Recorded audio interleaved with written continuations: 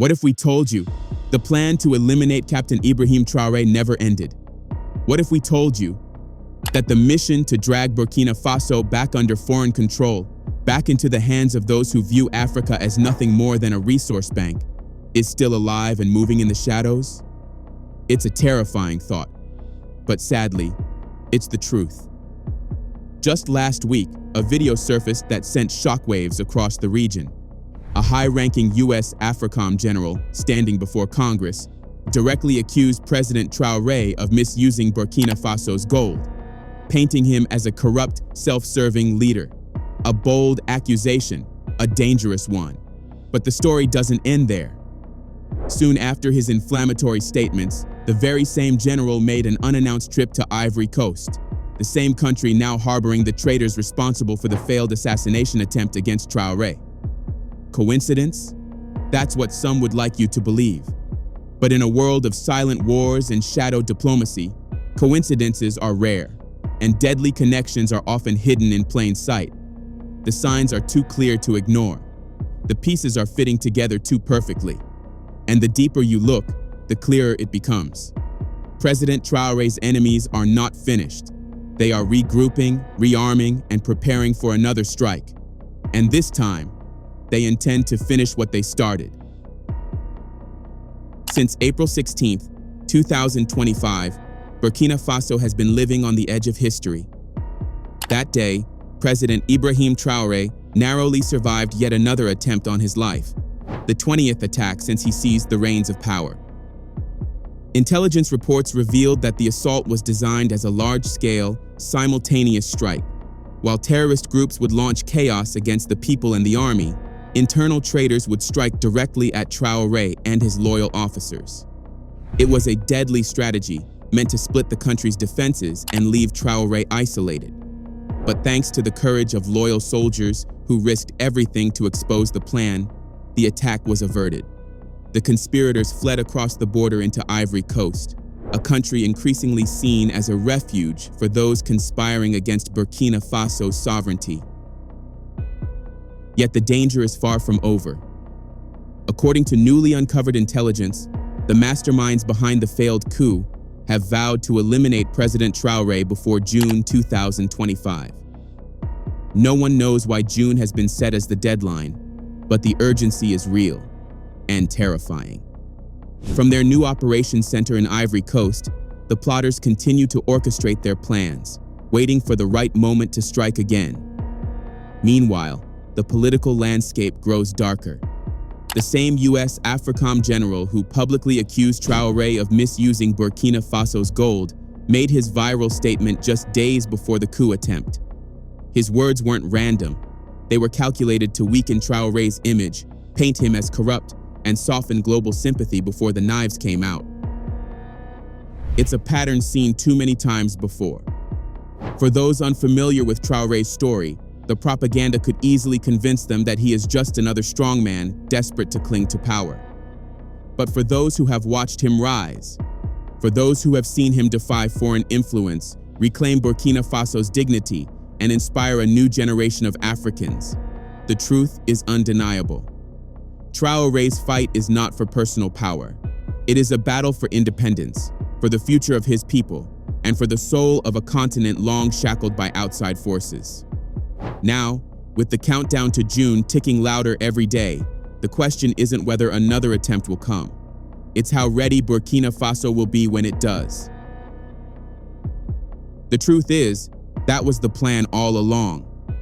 And just as the general's accusations against Traoré went viral, the coup attempt unfolded. Now imagine if the plot had succeeded. Imagine if Traoré had been overthrown, or worse, eliminated. The world would have been handed a ready-made excuse. They would have said he deserved it, that he was a dictator who plundered his nation's gold for personal gain. Public opinion would have been carefully manipulated, and few would have questioned the narrative. But we know better. We know the truth. And thankfully, the bravery of loyal patriots exposed the plot before it could be realized. Yet the danger has not passed. As we revealed earlier, the plotters are simply regrouping, and not without powerful friends. That same U.S. general who smeared Traoré's name recently landed in Ivory Coast, the country now sheltering the Burkina Faso traitors. There, he met with the French-backed Ivorian president, Alassane Ouattara, in a series of high-level, closed-door meetings.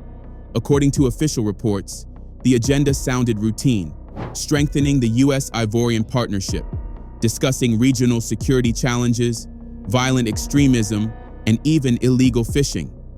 General Langley praised the Ivorian military's professionalism, calling them a cornerstone of regional stability, and emphasized the importance of joint training exercises and intelligence sharing in fighting terrorism.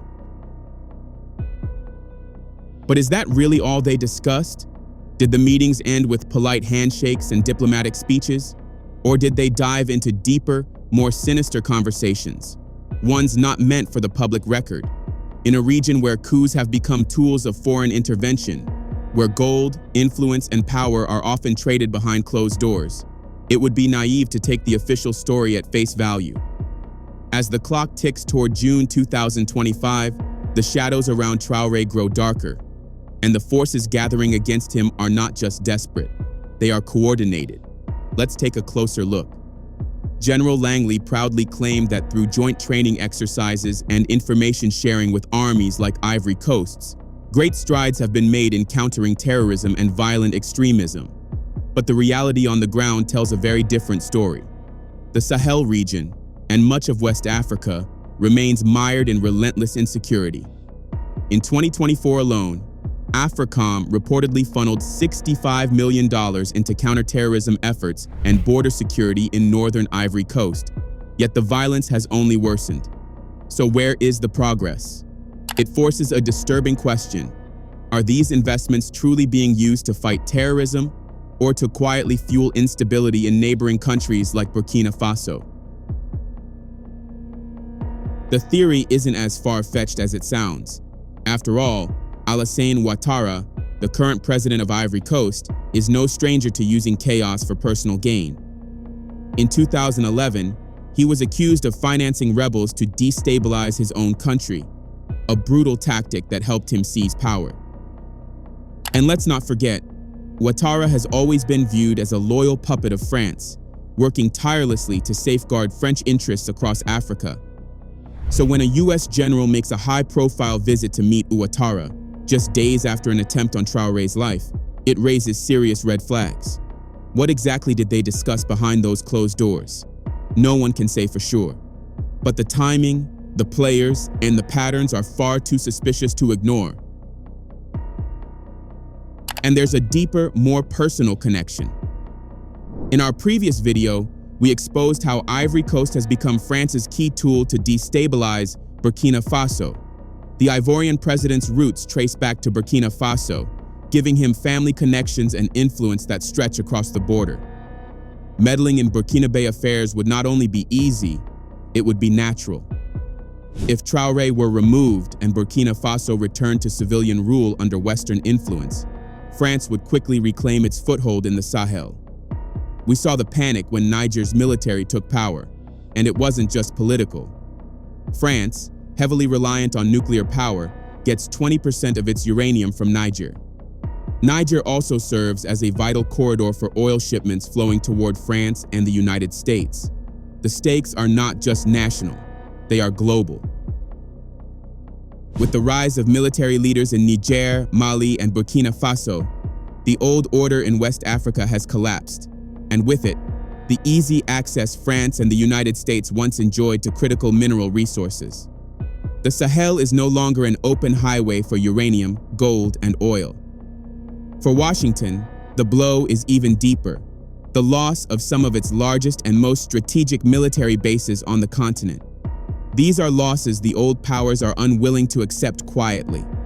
The solution, in their eyes, is simple: remove Traoré. France, desperate to reassert its influence, wants him gone. And the United States, as history has often shown, is more than willing to stand behind France when African sovereignty stands in the way of Western interests. It would not be the first time. History is littered with the scars of joint French-American operations to silence African leaders who dared to dream differently. Thomas Sankara, assassinated in 1987 with France's blessing and America's quiet nod. Muammar Gaddafi, hunted down in 2011 under the cover of NATO intervention after daring to challenge the global financial system. Now, once again, the familiar pattern unfolds. The same actors, the same methods, and the same goal. Stop Traoré before his vision for an independent Africa spreads beyond Burkina Faso's borders. But there's one thing they didn't account for. This is not 1987. This is not even 2011. This is the age of the internet, of social media, of a global citizenry that sees, questions, and resists. Across Africa and beyond, millions have risen in defense of Traoré. One of the strongest voices comes from South Africa, where Julius Malema, the firebrand leader of the economic freedom fighters, openly rejected the US general's accusations. In a statement that rippled across the continent, the EFF denounced the West's imperialist tactics, affirming unwavering support for Traoré. "We condemn the West's continued interference in African nations' affairs," they declared, "and their attempts to control our resources." The EFF supports Captain Traoré's efforts to reclaim Burkina Faso's gold for the benefit of its people and to resist neo-colonial pressures. The battle for Africa's future is no longer fought in the shadows. It is being fought in the open, and the world is watching. The EFF statement went even further. They described the US allegations against Traoré as part of a broader, familiar pattern. Western powers meddling in African governance, spinning false narratives to delegitimize any leader who dares reject foreign domination. Reaffirming their full support for President Traoré, the economic freedom fighters praised his bold commitment to channeling Burkina Faso's gold revenues into national security and development, not the coffers of foreign interests. They emphasized a truth long suppressed. African nations have the sovereign right to determine how their resources are used without the manipulation or interference of outside powers. In reality, the era of unchecked US meddling in Africa is coming to an end. Gone are the days when false narratives went unchallenged and puppet regimes were installed without question. Instead of plotting to control African nations, it is high time the US turned its gaze inward, addressing its own growing crises at home. Yet even now, evidence shows that the old habits die hard. Last year, President Traoré warned the world Ivory Coast was working hand in hand with France to destabilize Burkina Faso. Some scoffed. Others pointed to Ivory Coast's announced withdrawal of French troops as proof that Ouattara had broken ties with his colonial masters. But if you listened closely, if you paid attention to the details, the truth was hiding in plain sight. Because when Alassane Ouattara announced the so-called withdrawal, it was nothing but a lie. His address never once mentioned the real heart of the matter, the 1961 military agreements with France. Agreements that, according to Achi Ekisi, the General Secretary of the Revolutionary Communist Party of Ivory Coast, remain fully intact. Agreements that give France the legal cover to intervene militarily in Ivory Coast whenever it suits their interests, or whenever their loyal servants in power call for help. As long as these colonial-era treaties remain unbroken, the shadow of France continues to loom large over West Africa, and behind the stagecraft of troop withdrawals and diplomatic smiles, the old game of domination and deception continues, just under a different name. The only tangible commitment Ouattara made in his much-celebrated speech was this: the camp of the 43rd Bima, the Marine Infantry Battalion of Port Bouet, will be handed over to the Ivorian Armed Forces as of January 2025. But behind the diplomatic language lies a darker history. The 43rd Bima wasn't just any military base. It was established in 1914 as a direct extension of France's colonial army. Its purpose was clear: protect French interests, monitor neo-colonial regimes, and intervene militarily whenever necessary to uphold the old order. In other words, it granted France the right to strike whenever an African administration dared to stray from its influence.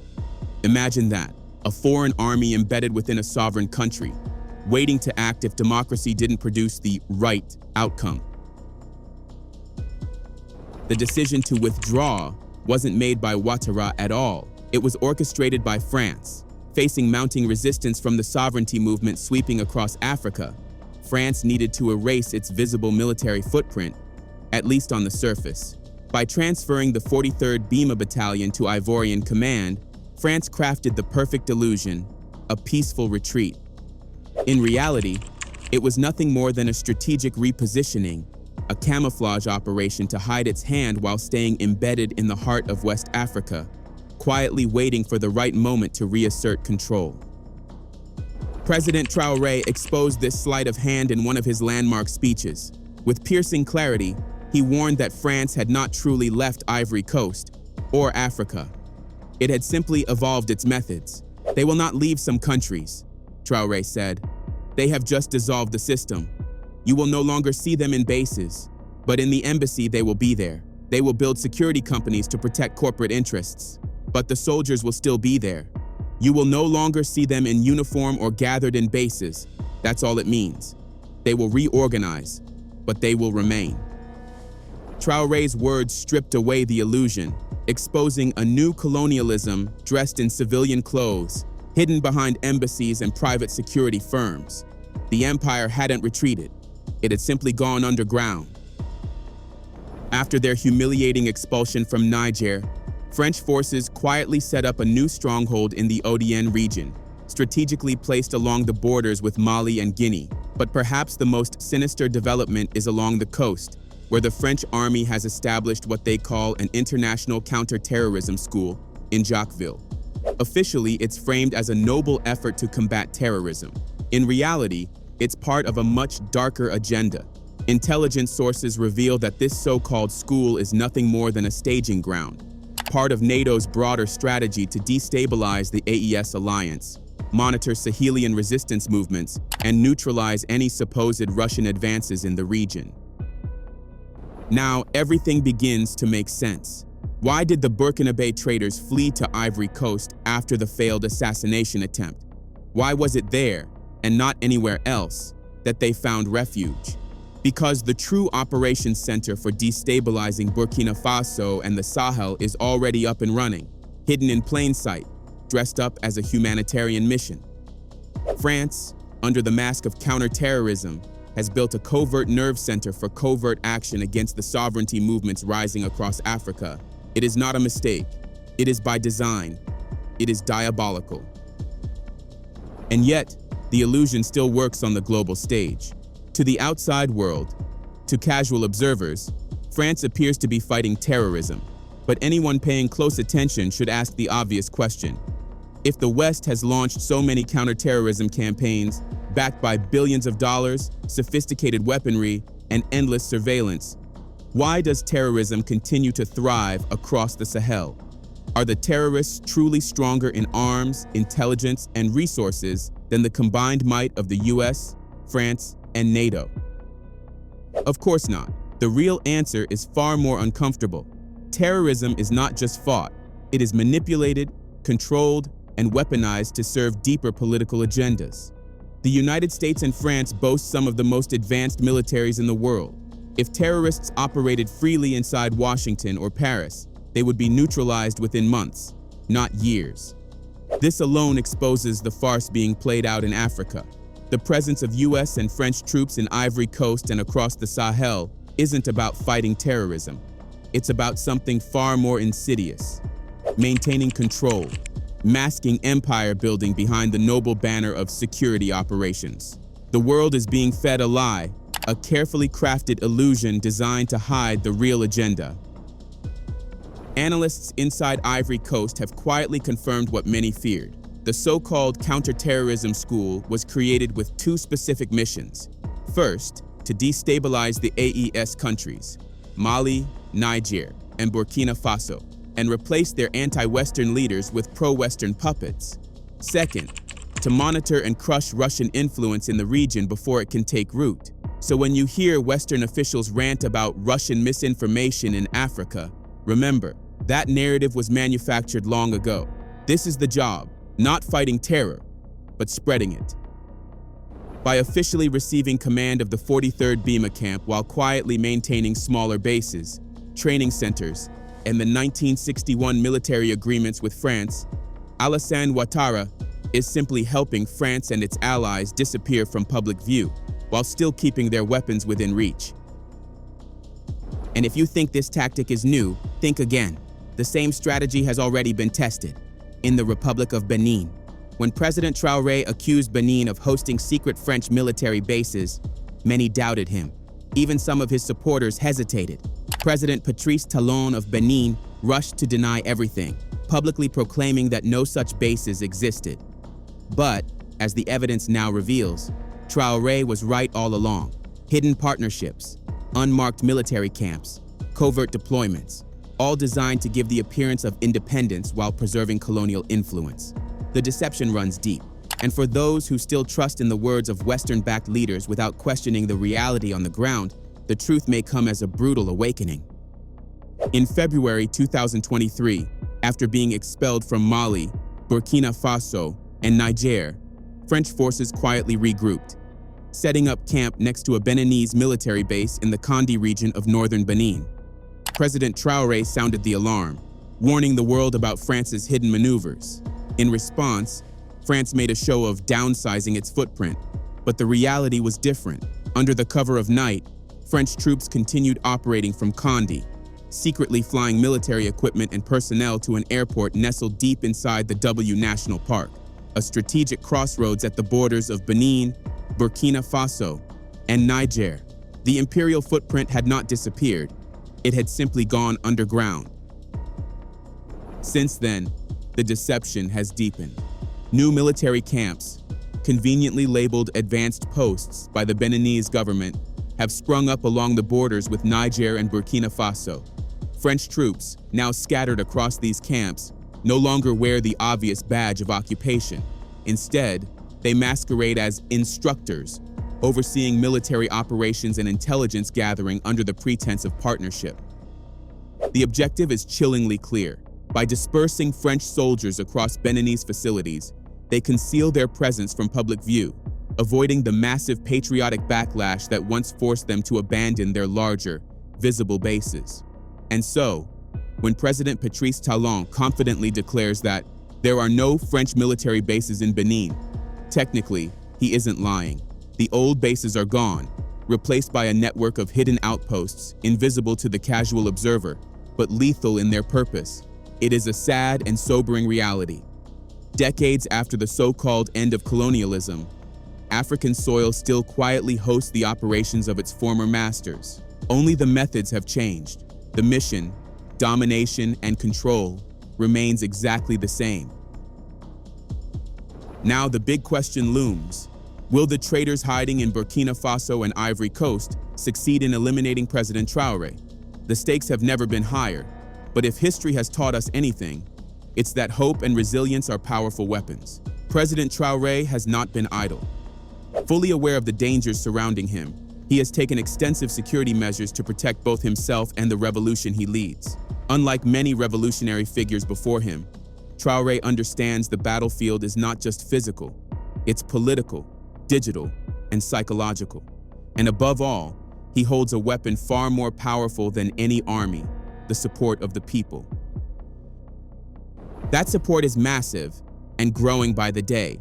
From the streets of Ouagadougou to cities across Africa, from hidden circles of Pan-African activists to vocal supporters around the globe, millions have declared unwavering loyalty to Traoré.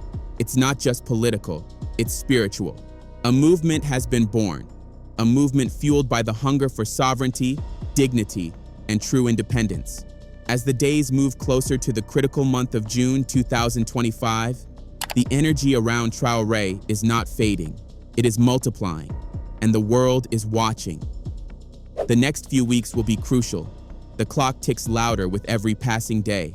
But one thing is clear: this time, the forces of oppression do not face an isolated leader standing alone.